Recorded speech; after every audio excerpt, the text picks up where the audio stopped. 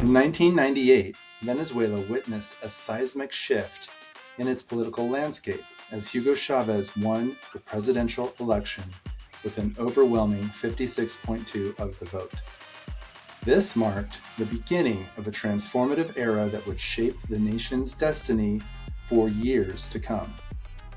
The year 1999 saw the drafting of a new constitution under Chavez's administration aimed at restructuring the country's governance. In the following year, Chavez took bold steps to solidify his power. He established his own media outlets, reshaping the narrative, and enforced a re-election process for all officials to certify their positions. In 2001, Chavez took control of the state-run oil company PDVSA and redirected oil funds toward social spending. However, his plans faced opposition, prompting protests against Bolivarian propaganda. This period witnessed a tug-of-war for control over the country's resources and narrative. Late 2001 marked the formation of the Democratic Coordination of Civic Action, a coalition of opposition forces representing various sectors, including political parties, corporations, the Chamber of Commerce, the military, the Central Workers Union, and a majority of the country's media outlets. This alliance aimed to counter Chavez's growing influence. Early 2002 brought intense power struggles as Chavez consolidated his control over PDVSA. Attempts to use the military to counter protests backfired, leading to his brief detention. Pedro Carmona assumed power but faced swift opposition from Chavez's supporters, resulting in his return to the presidency 48 hours later. On April 11, 2002, the government shut down all major TV stations in the country for several hours. In addition, armed troops surrounded the headquarters of CMT, a major TV station, trapping station employees inside. There were numerous allegations of government persecution of the media.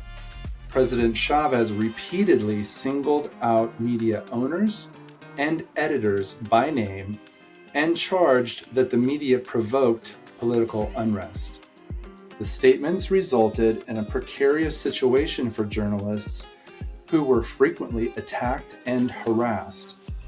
All this had a negative effect on freedom of the press, and journalists routinely faced intimidation as well as the risk of extrajudicial killing.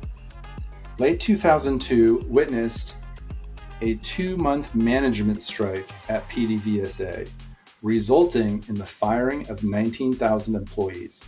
This move had severe consequences, negatively impacting Venezuela's oil industry. By 2005, Chavez's social reforms began to stabilize the political situation in Venezuela. He secured a third term in 2006, merging the leftist parties that supported his vision for the country. Late 2006 saw the non-renewal of RCTV's broadcast license, leading to the shutdown of the influential broadcasting station.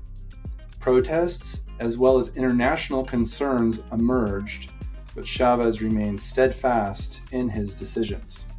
In 2008, constitutional adjustments aimed at increasing Chavez's power failed to pass, with 44% of registered voters abstaining from participation. This signaled a growing resistance to Chavez's authoritarian tendencies. As we look back on this timeline, Hugo Chavez's legacy is one of achievements, controversies, and a general negative impact on civil liberties, including freedom of the press.